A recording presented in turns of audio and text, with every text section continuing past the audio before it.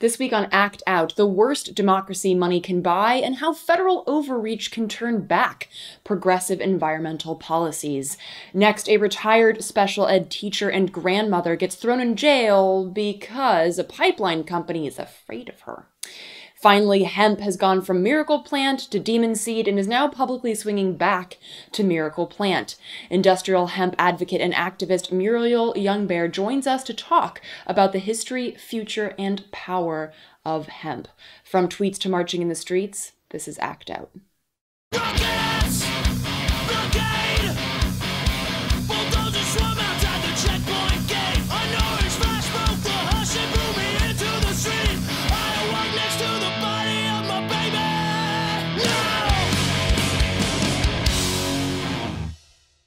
Welcome to Act Out. I'm Eleanor Goldfield, and this is your tipping point.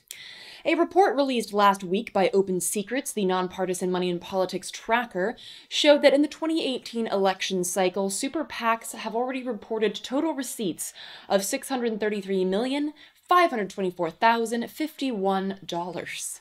More than $600 million for the worst democracy that money can buy. Because duh. As long as the likes of the Koch brothers, Bezos, Zuckerberg, and any other sociopaths at the top have unlimited and private access to the workings of government, that government cannot, by definition, be one of, for, and by the people.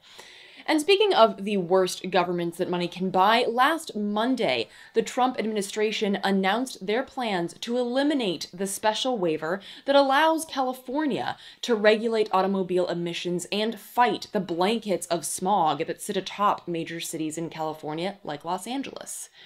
California's waiver was granted under the Clean Air Act to allow the state with more than 30 million registered vehicles to set its own, stricter standards with regards to automobile emissions and zero-emission vehicle requirements.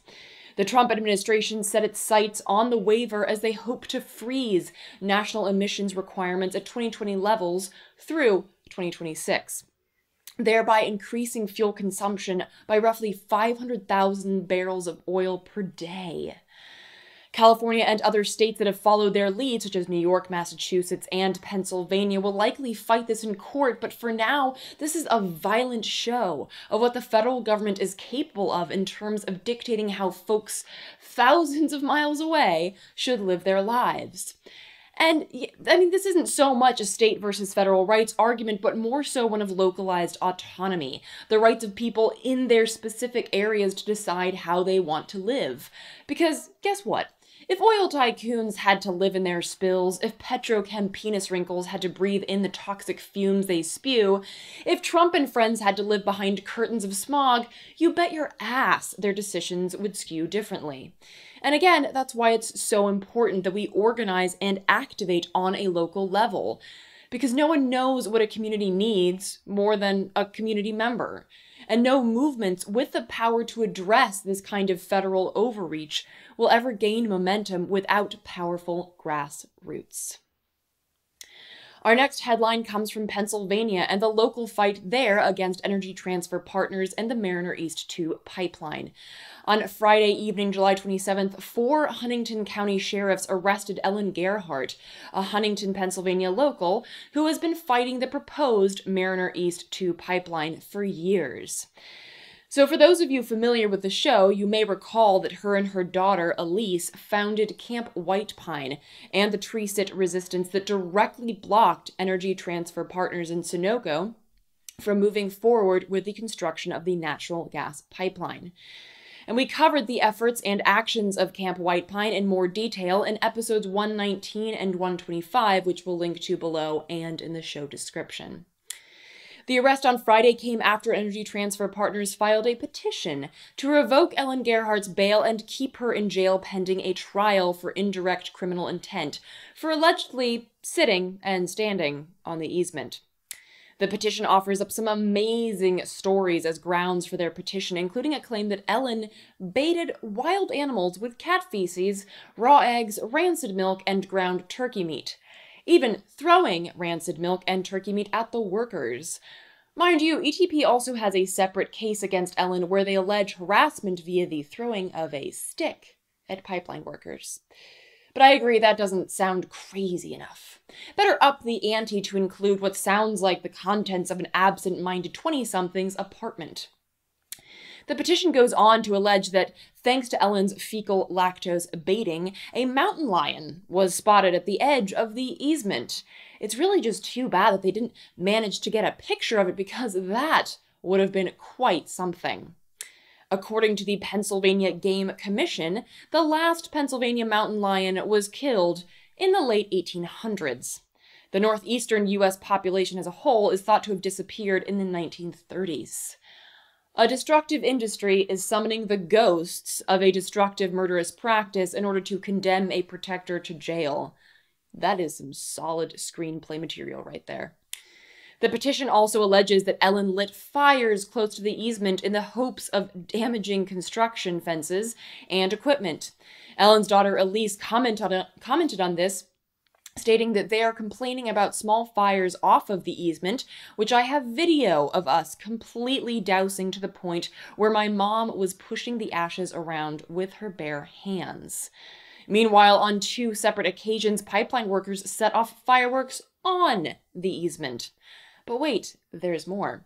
The petition alleges that Ellen Gerhart called the Huntingdon County Emergency Management Office asking, what if there's a bomb on the pipeline?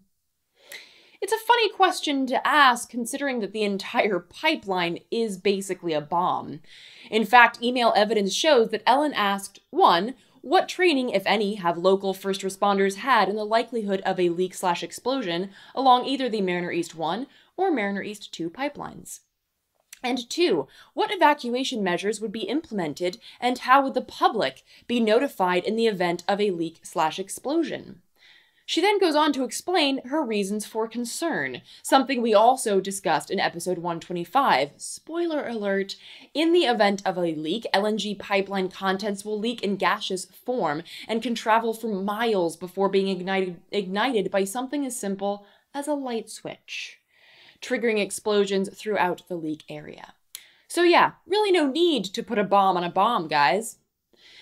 This petition, again filed on Friday, July 27th, precipitated the arrest of Ellen Gerhart at her home Friday evening. Justice moves quickly in Huntingdon, doesn't it? Huntingdon County President Judge George Zanucks signed off on the petition and sent sheriffs to arrest Ellen a mere 15 minutes after the county court closed for the weekend. In other words, Ellen would have to spend the weekend in jail. This classic intimidation technique is nothing new, to hold people over the weekend, thanks to a legal loophole that shuts down your access to human rights because the courts are closed. But the Gerharts are unfortunately used to this judicial harassment. In fact, they've been dealing with Judge Zanuck for years. George Zanuck, currently the Huntingdon County President Judge, formerly District Attorney, and, as the irony of life would have it, also currently on the Pennsylvania Supreme Court Elder Law Task Force that aims to, quote, tackle growing abuses to older Pennsylvanians. I guess this PA court blog post must have neglected to mention that when it comes to retired special education teachers, grandmothers, or land and water protectors, the task force is all about abusing older Pennsylvanians. Maybe Zanuck and friends could attach a little table of some kind so that the elderly in Pennsylvania can check their abuse or protection status. Just a thought. Anyway, Zanuck's flimsy facade of do-gooding aside, he's been throwing the gavel down hard in favor of destruction for years. Take, for example, in 2016, when he granted Sunoco, again, that's a subsidiary of ETP who directly works on the pipeline, granted them an emergency injunction to clear-cut trees on the Gerhart's property. Since then, he's also upheld the designation of the Mariner East 2 pipeline as a public utility, and therefore in fair and just use of eminent domain to construct said pipeline. And he has ruled in favor of Sunoco on multiple other injunctions as well, and in cases such as this one from April 2017, where he ruled that Sunoco can enlist law enforcement to arrest anyone within the easement, including the actual property owners. In conversation with Elise last Friday, she told me that Zanuck is, quote, the original domino in this fight. And the dominoes continue to fall. Meanwhile, the Gerharts continue to stand.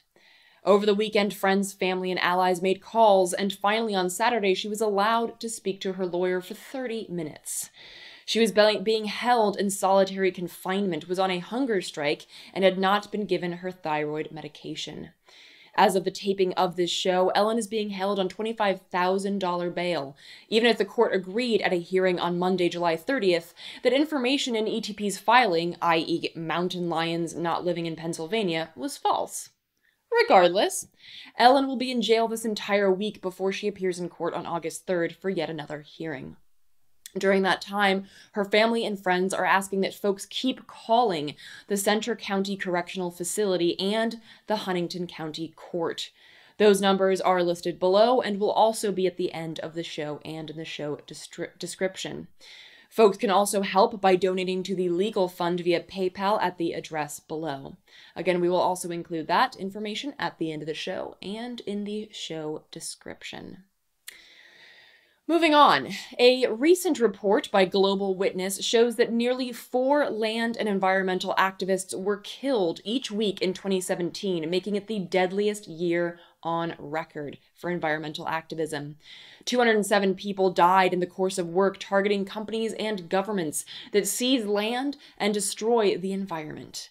Latin America accounted for almost 60% of all killings, with Brazil claiming 57 people out of the 207 alone.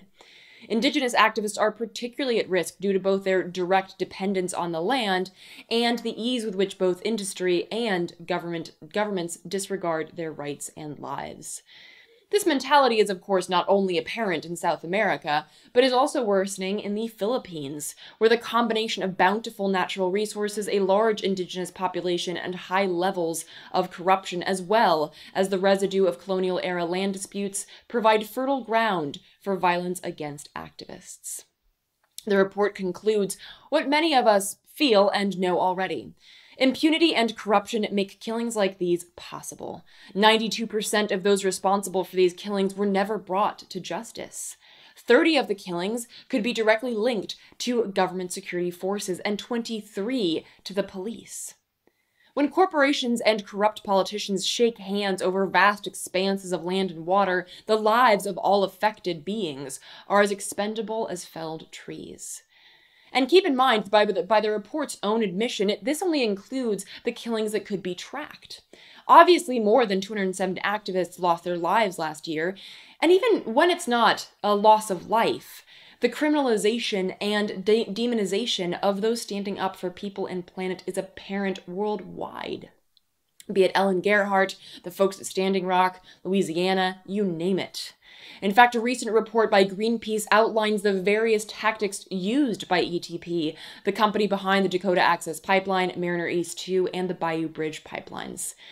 While no one died at Standing Rock, the extreme violence and terrorism meted out shows startling similarity with findings in the Global Witness report, and leaves little in the way of consolation regarding how far companies like ETP are willing to go in order to protect their profits. Their preferred tactics include violating indigenous sovereignty and rights, silencing free speech with intimidation, criminalizing protest with unjust laws, enabling violence against communities, and seizing private property. Again, ETP is not alone in the deployment of these tactics. Likewise, we are not alone in our stand against environmental destruction. As the stakes get higher, the risks will too. More than ever, we have to be resolute and act in solidarity with each other on the front lines. Moving on, but still staying on the front lines, hemp has gone from miracle plant to demon seed and is now publicly swinging back to miracle plant, even garnering support from the likes of Mitch McConnell, who in April proposed the Hemp Farming Act, which would allow for the farming of non-psychoactive hemp and also remove it from the Controlled Substances Act. And while many of us have heard of hemp clothes, hemp milk, and other trendy hemp hashtags, this plant has the power to address far more than our wardrobes and smoothies.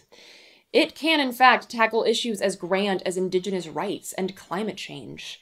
Here to talk more about the history, the future, and the power of this phenomenal plant is Muriel Young Bear, industrial hemp advocate and activist. Take a look. my business research started in cannabis and flower, but now it's ended up on the industrial side because that's going to be the bigger market, I believe, just from everything that I've read and all the history surrounding it and everything that hemp can do. It's a lot different from cannabis, medical or recreational cannabis. It's completely different. And that's what intrigued me.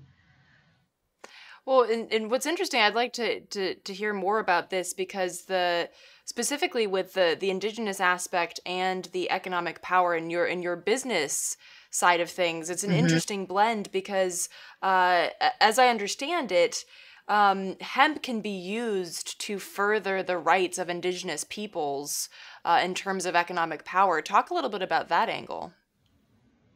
Yeah, I believe I see that it's going to be the future. It's going to happen because beyond economics, beyond the history of hemp in America and in, a human history, there's a lot of environmental impacts that hemp is going to have. And I'm on the board of the Iowa Hemp Association, and I work really closely with them. And in the state of Iowa, particularly, we have water quality problems, which are from the agricultural runoff, surrounding corn and soy production in the state of Iowa. So, when you talk about the environmental impacts, if you could replace some of those crops with hemp, you don't need the pesticides. You don't need as much water. There's just so many things that it can replace. And then on top of that, it could be a good row crop itself or a rotational crop for farmers. So it's really a great alternative for farmers to get into a different type of market because right now the price on corn and soy is really, really low.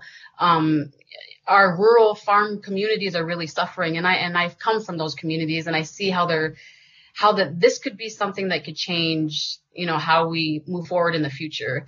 And with America, we could look at, the resources of water being healed. It also heals the soil. It works with aerating and decompacting it because it's pretty compact right now from all of the farming practices. It also will clean the air. It carbon sequesters pretty fast. A lot faster than trees. So, we can combat deforestation. And most notably, I was really impressed that it can replace anything that's plastic. So that was very important to me when I heard that hemp oil can really replace oil. Why aren't we looking at this? We just need to do a lot of vertical integration. That's a business term where we should be in more control of the food system that we have, our medical and healing, holistic wellness. And pharmaceutical companies aren't very traditional for tribal people. So I think relying on a plant is very, very traditional for tribal people. It's something that we should really get on board with and not really take advice from the feds on what's good for us. And I think we should really get involved in the food supply chain, agriculture, cattle grazing, anything like that to utilize our land and make us more self-sufficient. That's really important to me.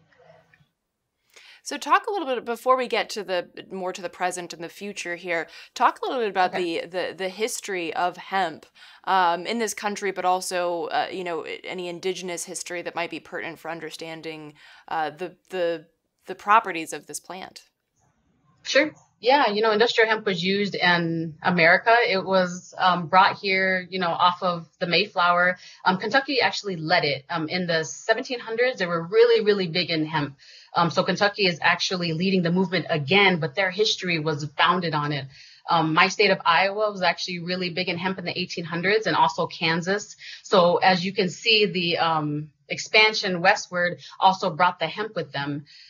We did find something very interesting with tribal hemp just recently, which is what I wanted to explain with you and share with you. Is we found actual tribal artifacts that were made from hemp and they were bags and twine fiber bags. We had some kind of rope and it was all documented in a museum from a tribe and it was confiscated or acquired. But it was the first proof that we have tribes actually used hemp, before it was, banned in early 1800s. So it's really exciting what else we can uncover. But this is all really new. What we're trying to find is like the history of it. So in my state of Kansas alone, we had our own pilot programs, like back in the 30s. And around World War II, America used it to fund, all of the sales and all of the rope we needed and all of the shirts. So it was called Hemp for Victory campaign. This is very, very tied with our history. So it's intriguing it's understanding why it got taken away. That's the most important piece, is because we can finally say that the government did lie to us blatantly for 80 years. And they used the war on drugs to do that, and confiscated, so many, lives. I mean, they took so many lives, and it was all, brown and black bodies.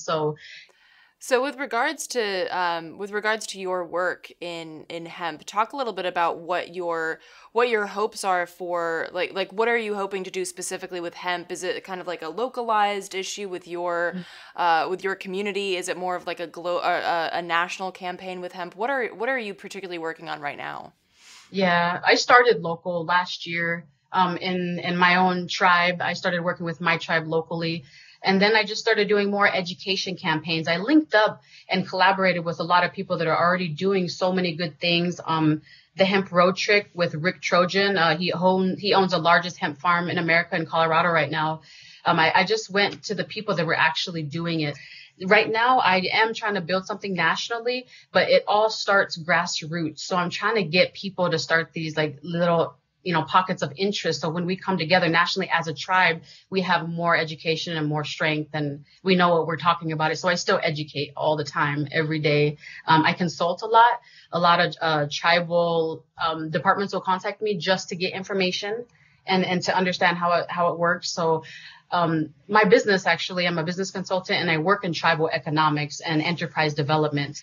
Right now, the Farm Bill, it just got revised, and that's what it revised and looks over the industrial hemp, and they just added 4 tribes in there. So the first version in 2009 never said N tribes, so we completely got left out for 4 years. This is actually the first time that we're going to have a chance to enter the industry as a business, and it's really exciting.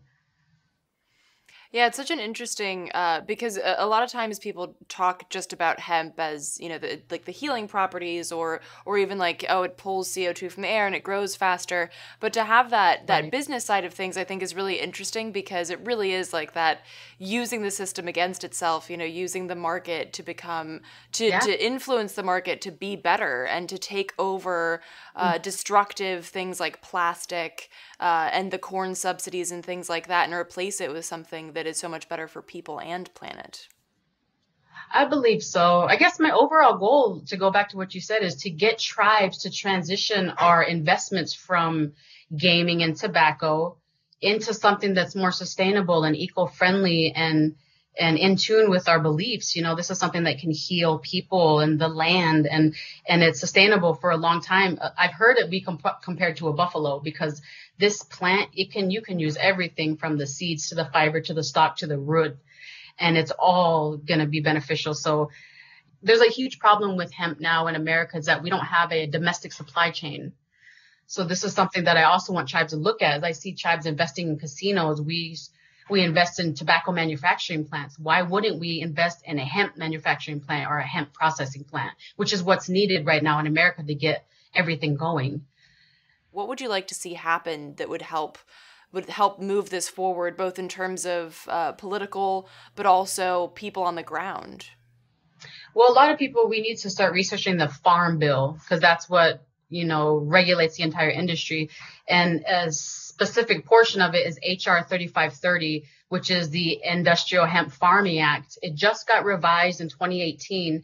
And most of the revisions were small things, but a huge part was they included tribes. They finally put the 2 words "and tribes." So it's just all building. And now that we have the backing of McConnell and everybody in Kentucky, the feds are starting to change their stance on it. It's just, so much is changing, and it's exciting to see what it's going to become. Right now, what we can do with hemp in a few states is only grow it for research purposes. There's nothing for commercial scale yet. So this is why I'm getting a little antsy, because there's a lot of people that want to move forward and go into commercial, but these states won't let us yet. So we're just trying to understand what's going to happen, and I'm really anxious to see how it's going to come to commercial scale, because it's not at that point yet.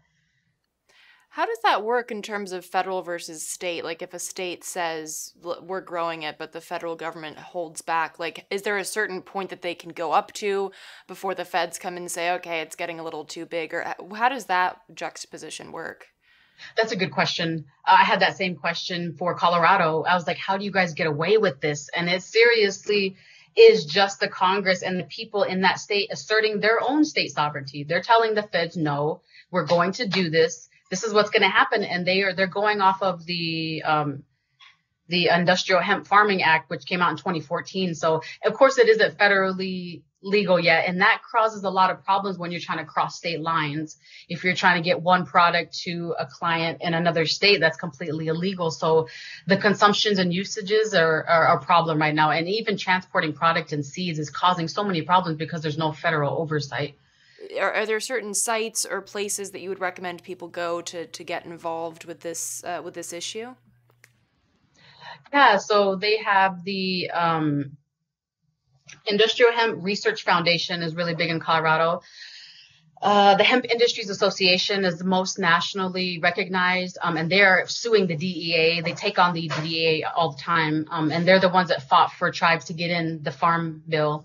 The best thing you can do is just educate yourself on the history in America. People like Jack Herrera, Richard Rose, and all of these pioneers, Alex White Plume, people that were fighting in the 70s and 80s and 90s, and understand really why they banned hemp, because it was all about corporations and creating a monopoly for the timber industry and the cotton industry to get ahead, and big oil. So, once you start finding the research and peeling back the layers, you see how your government lied to you. And it was such a great lie. It lasted for 80 years, but we're all starting to wake up. So it's very exciting. For more on industrial hemp, in particular indigenous-led work, please check out the information at the end of the show. And that will do it for this week's Dose of Dissent. Thank you so much for watching. As always, please spread and share this with all of your friends, foes, and people you don't know. Again, please do check out that last slide and the show description to find sites and numbers and information that I've mentioned in this week's show. And for interim updates, as well as posted videos, images, and articles, visit us on social media. To those who have donated, thank you so much. Please keep spreading the word in order to ensure our ability to keep acting out. From the Devil's Den, good night and act out. And real quick, to keep independent, non-corporatized media like this show going, visit patreon.com/actout. I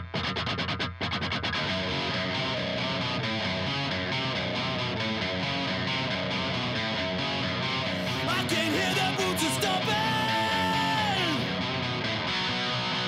Come on, boys, let's get some rocks to throw. I can't stand to hear my father cry anymore.